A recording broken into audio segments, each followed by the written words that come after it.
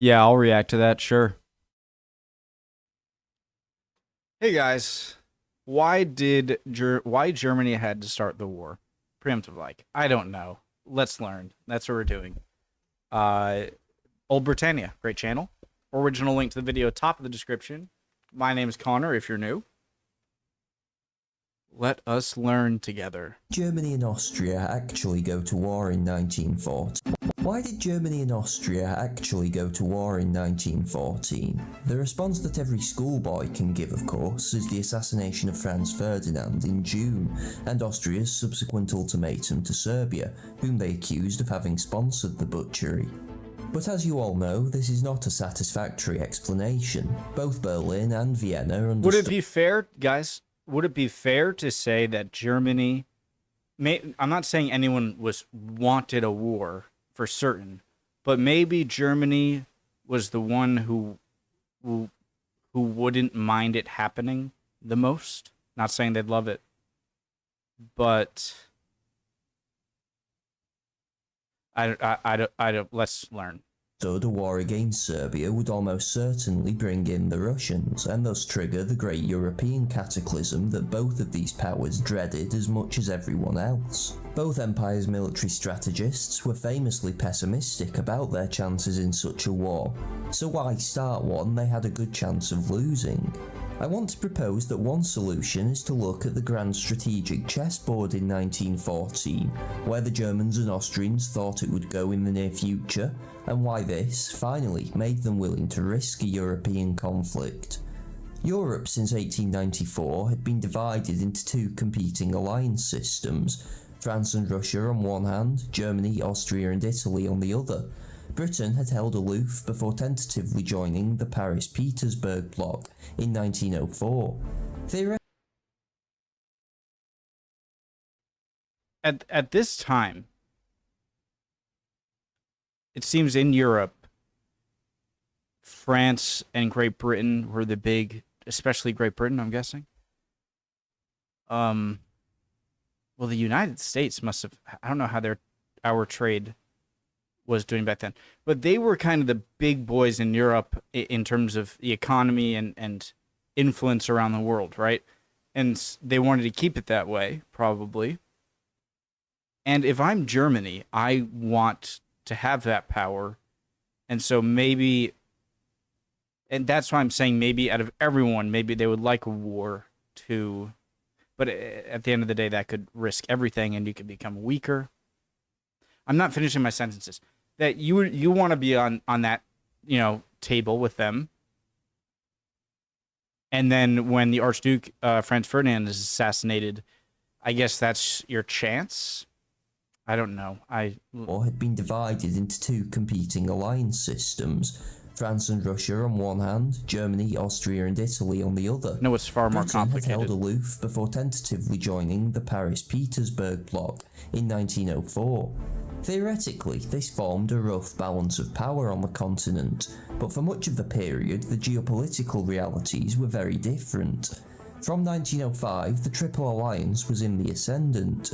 Russian power had been severely weakened by its defeat at the hands of Japan that year, right, and the internal revolutions that followed. France's sudden isolation meant a Britain, fearful of unchecked German power, drew closer to Paris so as to prop them up in the equation. When Berlin tested the waters at first Morocco, London's firm support for France, combined with the French Army's 75s, meant they recoiled from provoking a war over colonial squabbles. If the UK, Britain has such a enviable position here.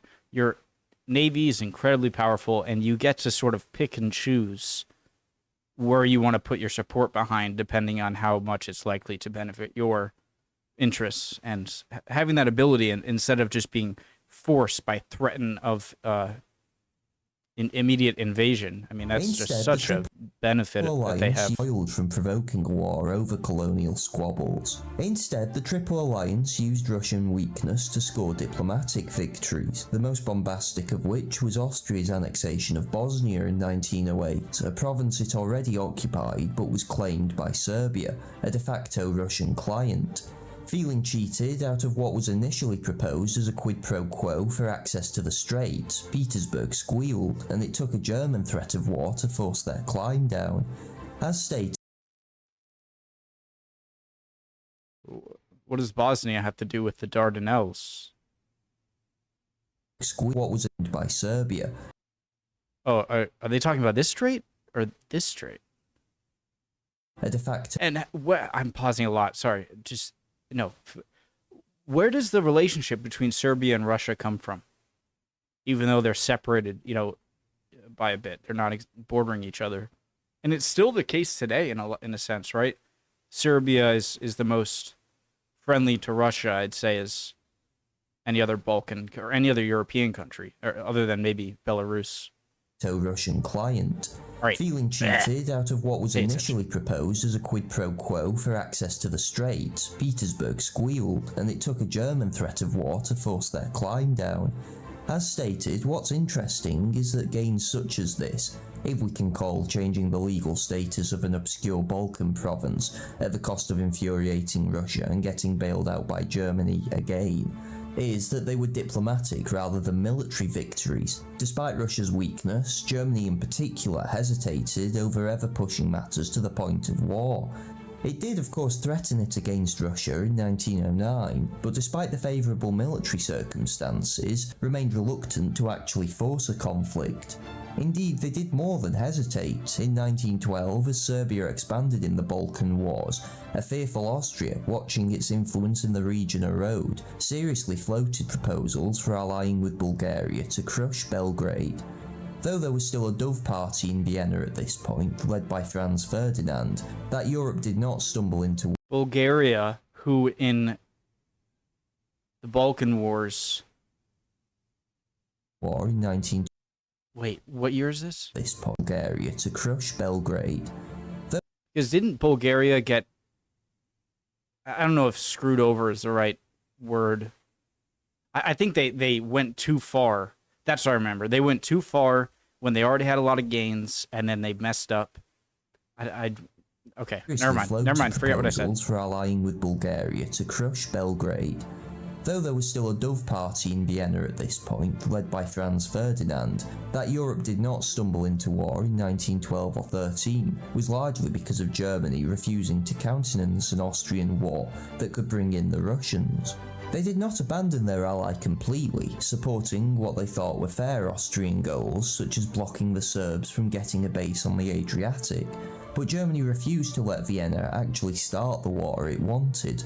Why then did this position change? Why in 1914 did Germany allow Austria to have its war, knowing there was a serious possibility of Russian intervention? Firstly, I think it's helpful to consider Austria's strategic situation. The Habsburg problem was that their place in the European system was collapsing. The empire was infamously a multi-ethnic one, with Germans and Magyars ruling over minorities including Italians, Slavs and Romanians. Unfortunately for Vienna, these three ethnic groups all had national homelands directly bordering them.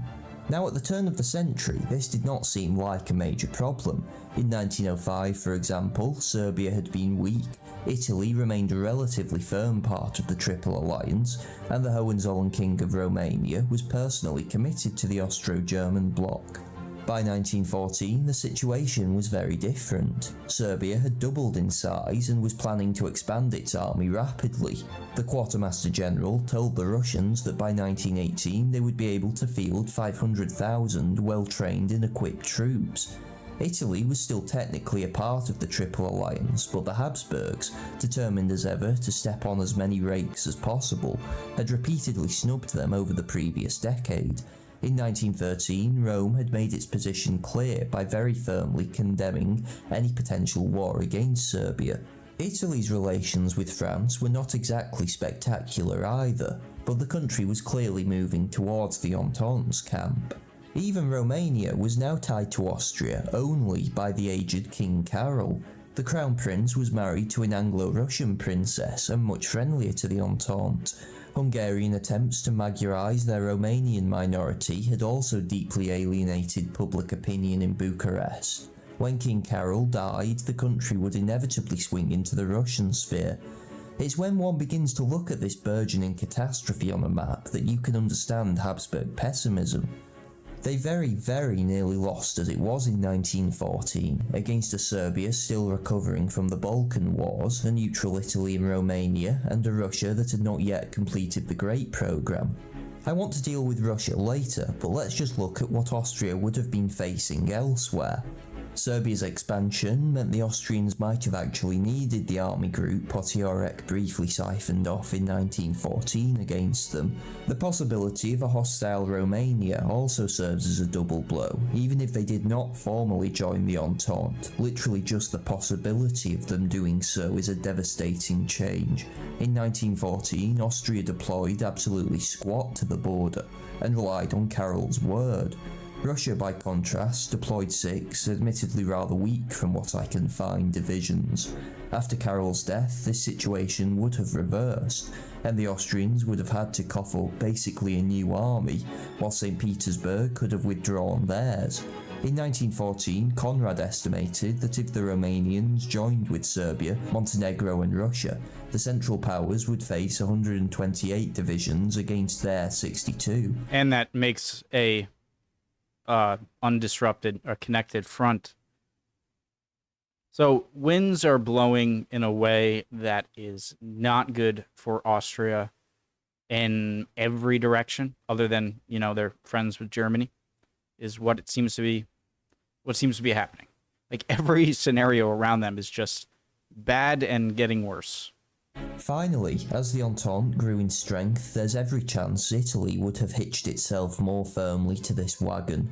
The high-handedness of Austria and Germany's relations with Rome was a particularly bizarre feature of the pre-war world. What? Although What? Wedged itself more firmly to this wagon. The high-handedness of Austria and Germany's relations with Rome was a particularly bizarre feature of the pre-war world. Although the Germans despised the Italian army, it was supposed to play a crucial role in the Schlieffen Plan, sending 3 corps to the German left wing, and attacking across their own border. Indeed, had they actually joined in 1914 and pinned the French army of the Alps as expected, the Germans would have won. Instead, because apparently pretending to like Italians was too much trouble even for the sake of European domination, Rome sat back when war came and Joffre was able to move his Alpine divisions to the Marne. Now, Austria-Hungary was absolutely not a basket case in 1914. Its economy was strong and the monarchy was very stable. Okay, sorry. Basket case in 1914. Its economy was strong and the monarchy was very stable, but there was simply no approach the empire could realistically take to counter all of these burgeoning threats. The military was always underfunded anyway because of bickering between the Austrian and Hungarian governments, and there was no sign of it changing soon. In reality, the only solution was that which Franz Ferdinand seemed to be fumbling his way towards. Namely, the Habsburgs were going to have to swallow their pride and cut a deal with the Russians over the Balkans that would have heavily favoured Petersburg. This was, of course, anathema to the likes of Berchtold and Conrad. So what I hope I'm showing here is a picture of why Vienna felt so desperate in 1914. When someone is backed into a corner, they are very likely to fight. Franz Ferdinand's assassination gave Austria a casus belli and allowed them to gain the German approval they always knew they needed for a war to destroy. Yeah, I mean, how much Vienna is backed up into a corner and wants to go to war still depends on Germany, you know, signing up with them. So Franz Ferdinand was less. So the assassination of Archduke Franz Ferdinand was not as would not have been as much of a catalyst moment had it not been for the environment around Austria. So it's really like the Archduke Franz Ferdinand. That was a straw that broke the camel's back at the wrong time and led to it. It wasn't as if this was the only thing that could happen that leads Serbia. Europe to war. The German approval they always knew they needed for a war to destroy Serbia. In truth, there was nothing particularly unique about resorting to military action to subdue a strategic threat. The British had done so against the Boers, the Italians against the Turks, the French to an extent in Morocco, and the Russians had attempted it with Japan. The difference with Serbia was, of course, that it would likely trigger the Great European War, and so, for all its bluster, the Germans always stopped short of agreeing to such a campaign. Why then, having rejected Austrian plans in 1912 and 13, did the Germans approve in 1914? Again, I think the strategic context can provide some insight. Maybe because they saw how desperate it was for Austria, and since Austria was clearly Italy is not firmly on anyone's side at this point, and Austria is their one and only, capable ally in the region, and so if Austria goes, then you might just be pushed into a corner, so maybe fighting now with Austria might be better than having to fight later with a subdued Austria or a non-existent one. As stated, from 1905, great power interactions revolved around the basic fact of Russian weakness. This does not imply the Germans thought Russia was helpless, but what it does mean is that the Triple Alliance had more freedom of action in international affairs. 1911 saw this change dramatically. The major reforms Russia had implemented after the Japanese War, from land tenure and labour rights to railroad administration, all started to bear fruit. Combined with further loans from France and a period of excellent harvests, Russia had an extremely healthy balance of trade with rapidly growing state revenues. This in turn financed what became known as the Great Programme, a major expansion of both the army, navy and rail network. In 1914, the Russians still took 26 days to fully mobilise their armies, compared to 16 for Austria and just 12 for Germany. But from 1917, Russian mobilisation times would have been fast enough to allow for an invasion of East Prussia and potentially Silesia within the first weeks of the war. This strategic reality completely cancelled out the Schlieffen Plan. As everybody knows, the scheme called for Berlin to send 7/8 of its army west, turn the French flank and crush them against the German border within 6 weeks. But that was taking into account the slower Russia prior to the military changes. So the loss to the Japanese actually helped Russia, was actually something that ended up making the Schlieffen Plan. It ended up making them more prepared for a European war. Jesus, I could have just said that. Relied entirely on making use of Germany's fast and Russia's slow mobilization times. Makes sense. The Great Programme thus completely overturned German strategic assumptions. This really cannot be emphasized enough. All of Germany's hopes are basically undone by Russia's rearmament. You can see how much it unsettled them with the 1913 Army Bill, which raised their peacetime standing army from 136,000 to 890,000 men. To be clear, Germany was an immensely powerful country. It could both afford this increase and increase it yet further if needed. But this did not change the inescapable reality that the assumptions the Schlieffen Plan rested upon would soon be obsolete. And so again, I think one can see how, at least for the militarist faction in Berlin, the wall seemed to be closing in around them. Oh, but Germany can just stay on the defensive in the west and divert its main armies east. Well, the Germans thought this was such a bad idea they suspended planning on it in 1912. Going east throws away Germany's two best hopes of winning this war, namely its mobilisation speed and tactical superiority. If the Germans were... And I feel like your western option has a much greater chance of being a quick victory than your eastern option. To reroute east, the Russians would happily bog them down in Poland and draw Berlin into the long war almost no one on either side of the fence thought it could win. That is, even if the Western Front holds in this scenario, which the Germans were also not confident about. Now in reality, we know that everybody underestimated how effective entrenched defensive firepower would be before World War I. We also know that Germany could sustain operations in a long war. But what I'm trying to show is that the Germans themselves did not think this way in 1914. It seemed all the advantages of a long war were with the Entente. This basically then is the thesis of this video. Germany and Austria saw their strategic position in Europe collapsing and could not find any realistic way of assuaging their decline. Moltke, the chief of the German General Staff, thought 1914 was the last year they could contemplate a war against Russia. That summer seemed to offer the best set of circumstances Germany would have for a while. The widening of the Kiel Canal had just been completed, allowing them to use the High Seas Fleet, for example, and the Army Bill had come into effect. To be clear, this is not an argument that the war was premeditated, nor does it mean the decision makers in Berlin thought the July crisis had to lead to war. What I am arguing, though, is that the strategic situation shows why figures in Germany, who had previously always served as a stabilising force in the European system when it came to the crunch, were suddenly willing to risk a conflict in 1914.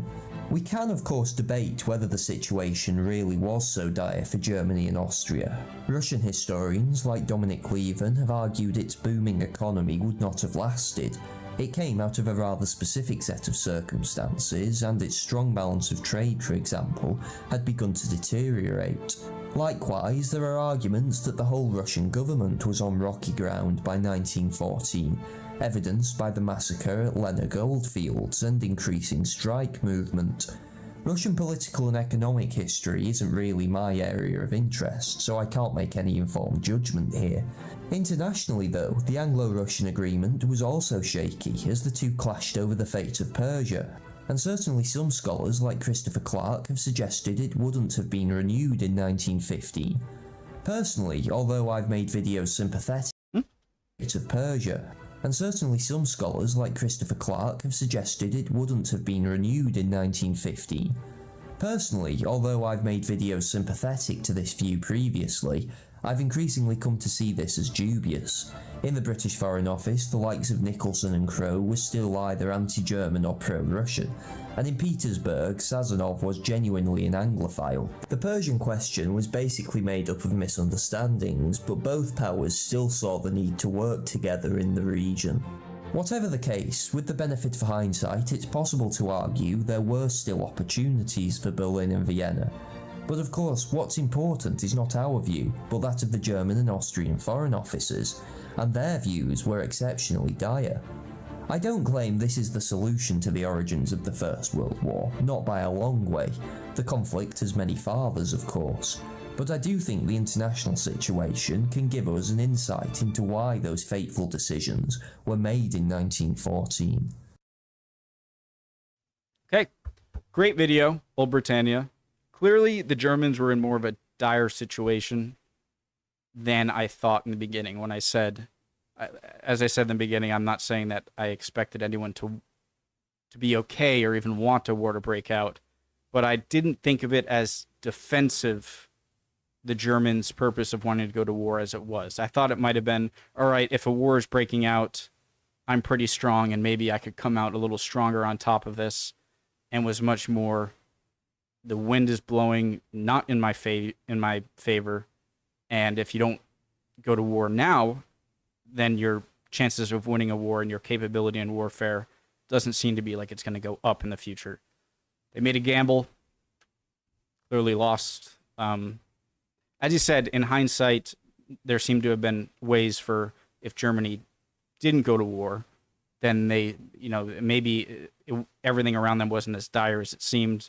But as he said, that's hindsight, and they don't have that. Really cool. Love y'all. Hope you're all doing well. Hope you learned something or can teach me something in the comments. And would love to just hear your overall thoughts on the topic or the video. And hopefully I'll see you guys next video. Bye, guys.